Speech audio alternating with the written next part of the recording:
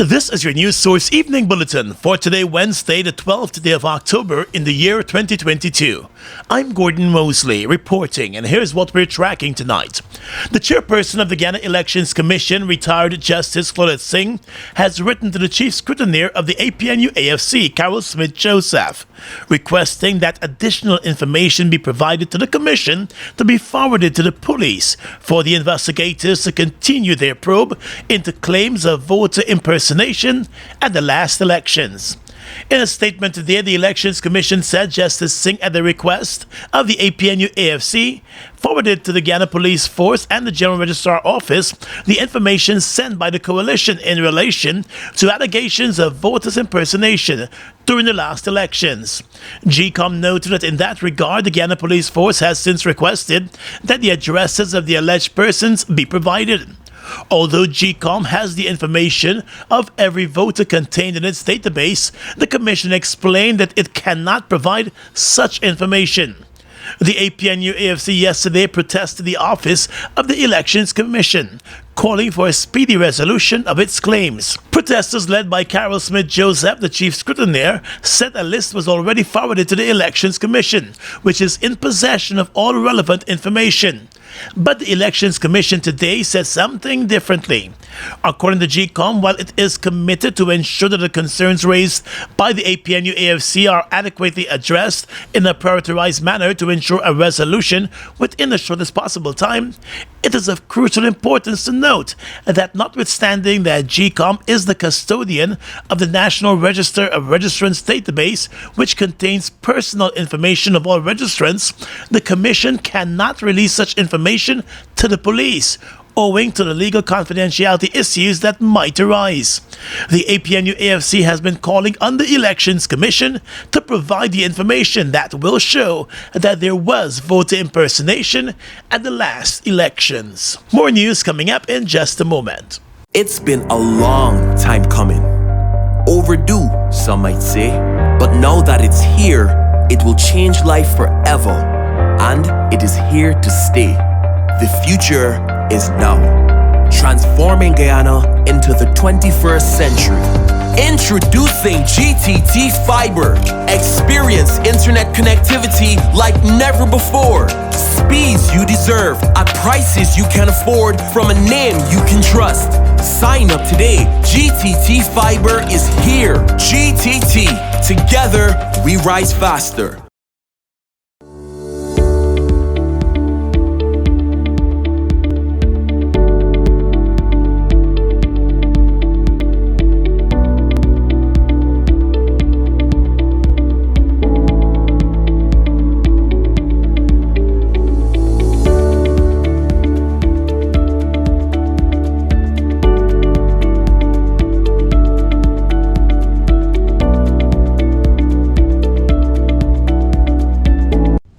Giftland Office Max, we're all about customer satisfaction.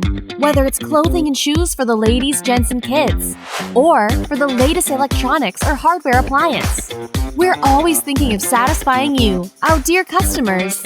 Now you can shop online at www.giftlandofficemax.com or visit us at the Giftland Mall, where we're happy to serve each and every one of you.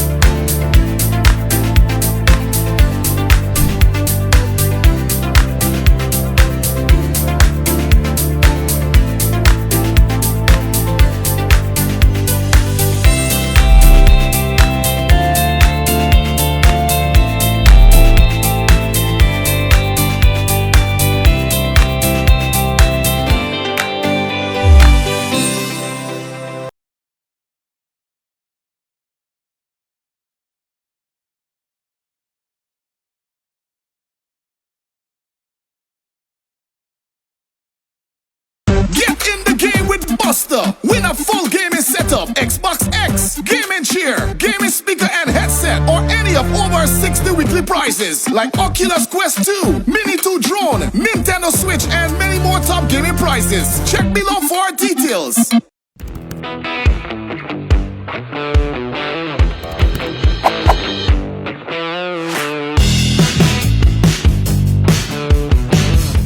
Well, as the Guyana Fire Service celebrates its 65th anniversary and observes Fire Prevention Month, Fire Chief Gregory Wickham has expressed the Fire Service's concern over the growing number of fires in the country, with a noticeable increase in fires that were maliciously set. We have noticed a significant increase in fires being set maliciously by persons unknown.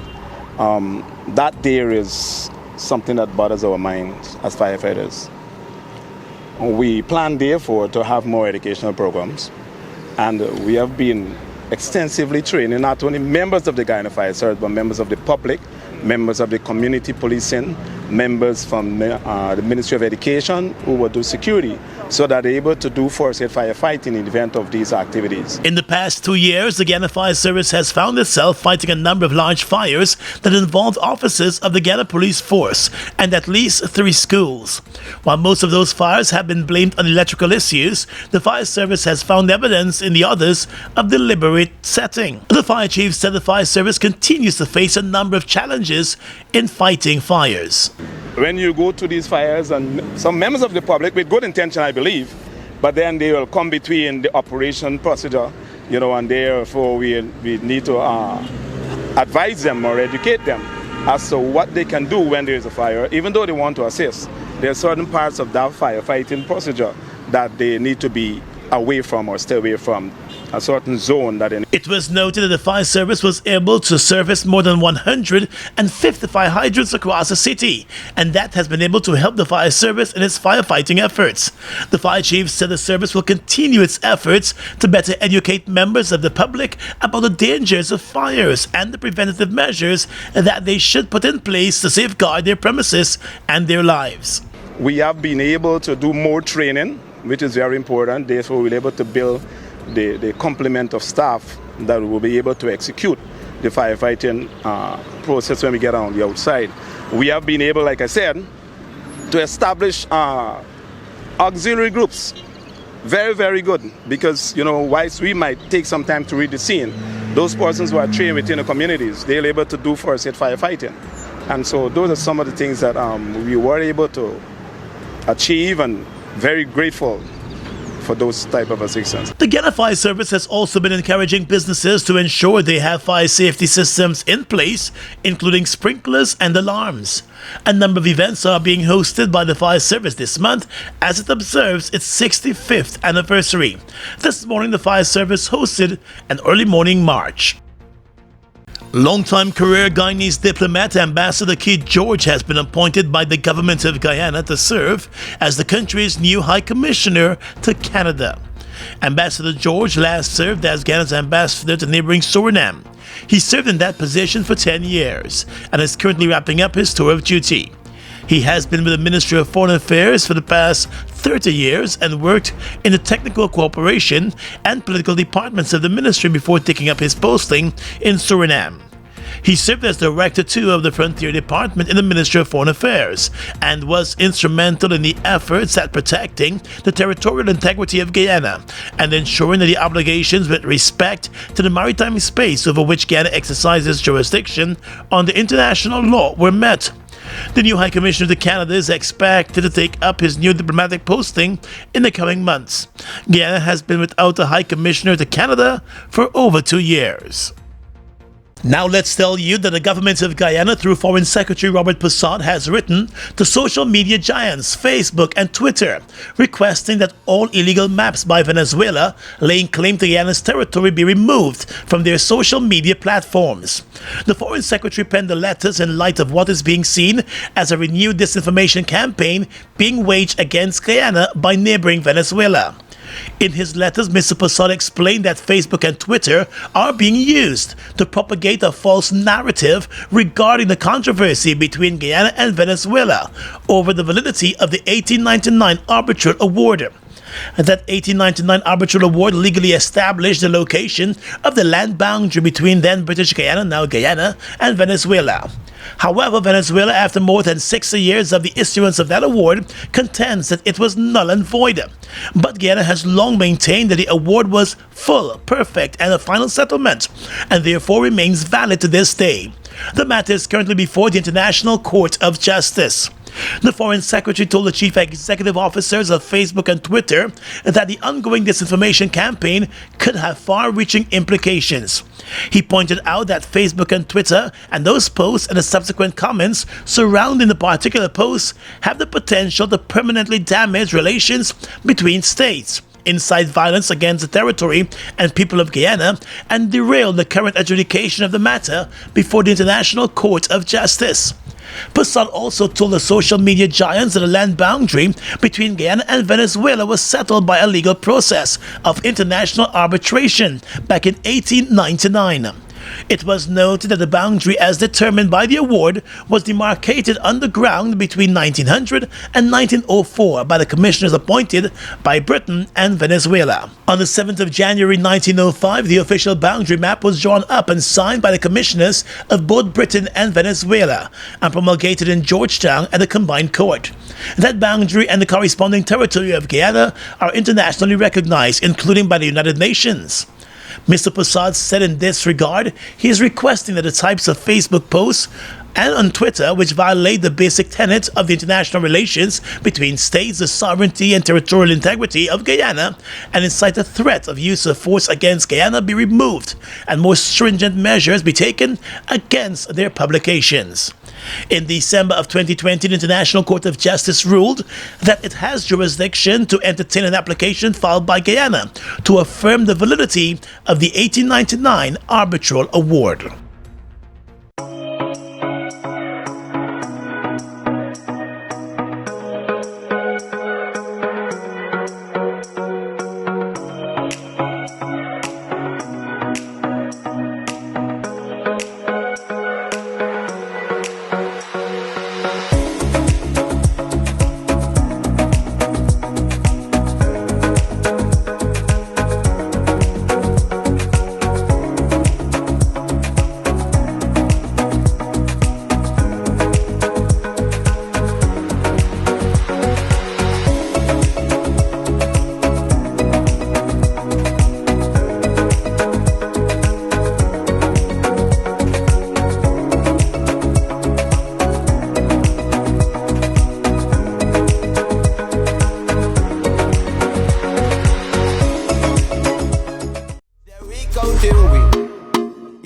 counting way from region 1 to region 10, the whole country.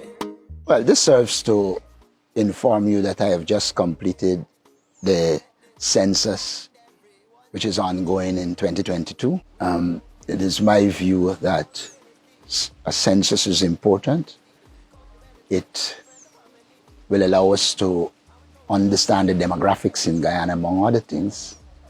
And therefore, it is in that context, I think it is opposite that I say to people, be part of the census, ensure you're counted. It will contribute to the kind of data that is needed to do the kinds of analysis and projections in a society like ours. And if properly used, it can contribute to good governance. Everyone in the country, we counting.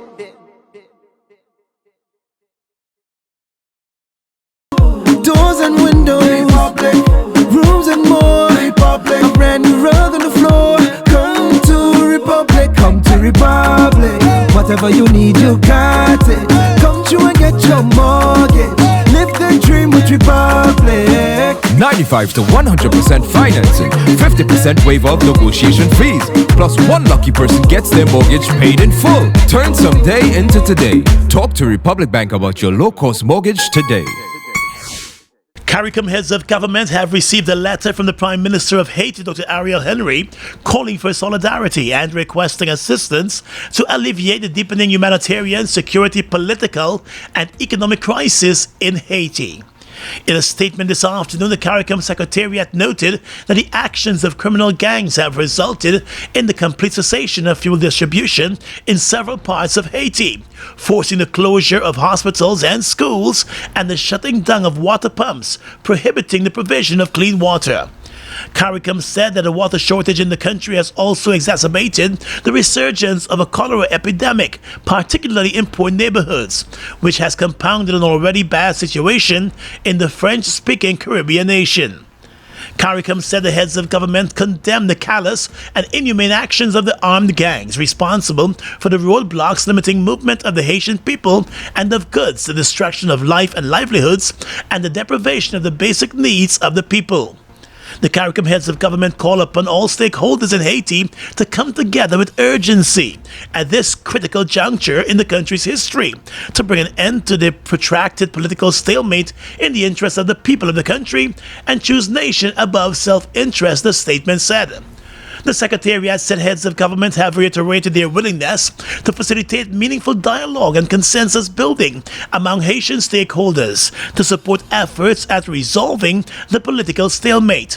The proposed assistance include institution building, implementation of free and fair elections when the required enabling conditions are met, and the establishment of a framework for long-term social and economic development.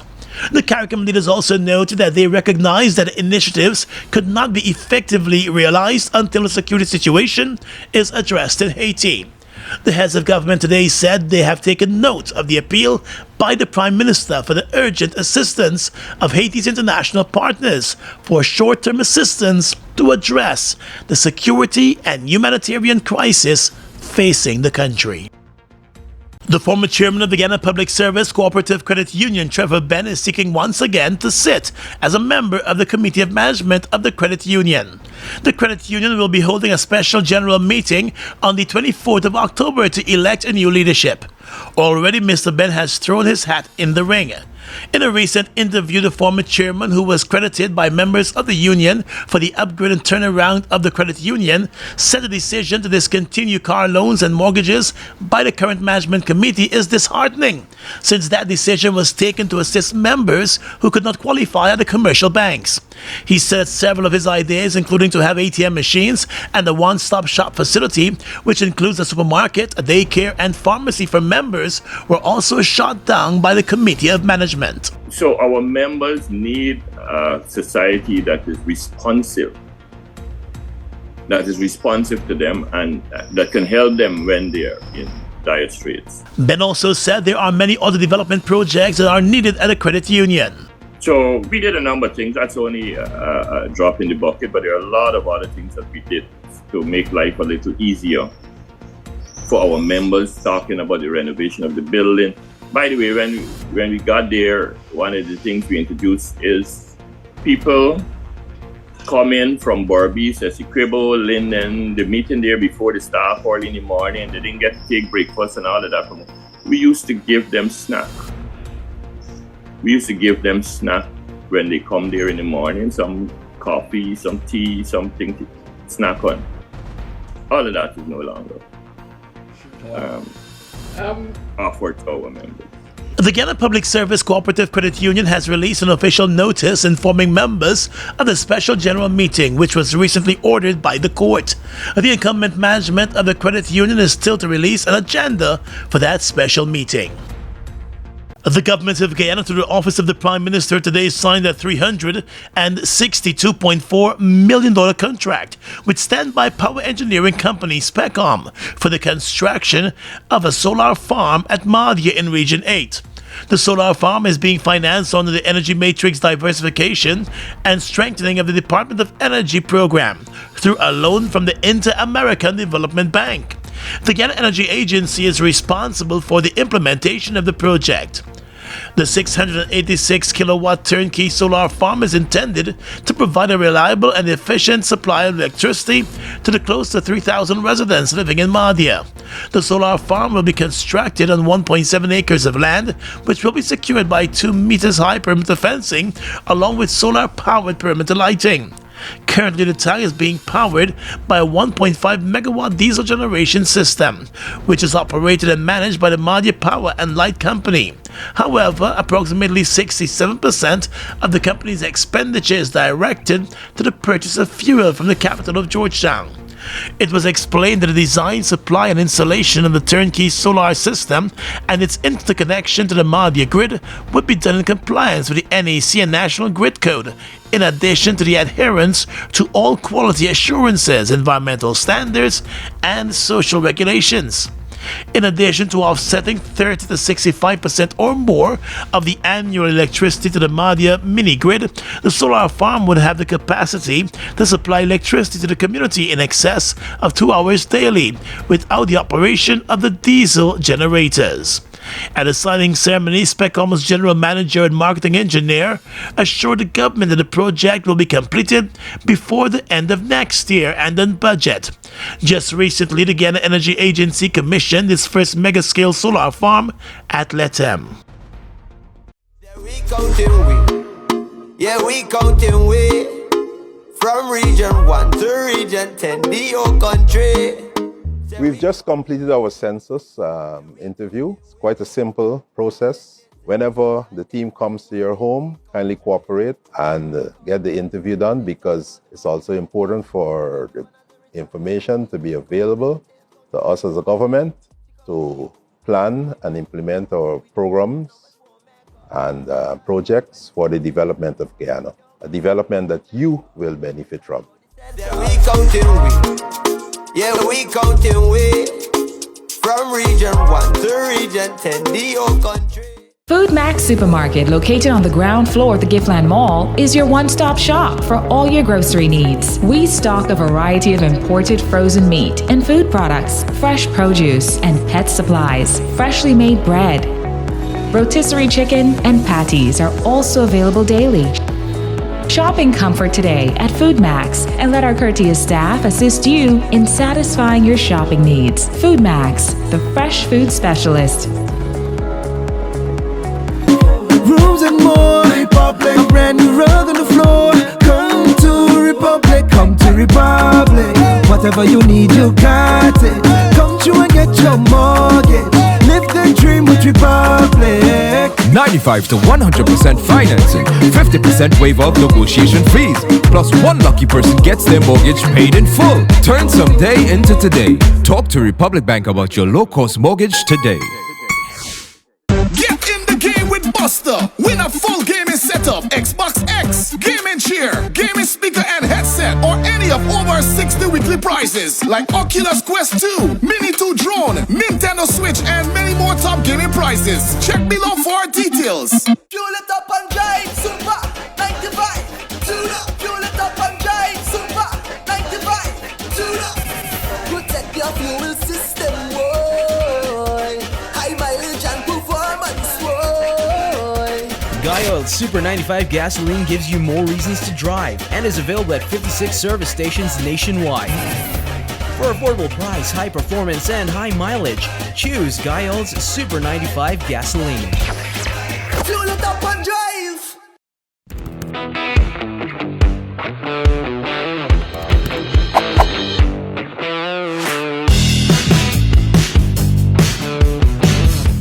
Across the region tonight, as Haiti rapidly spirals into chaos, its island neighbor, the Dominican Republic, has responded with crackdowns on migrants and the military build that the government claims will guarantee border security.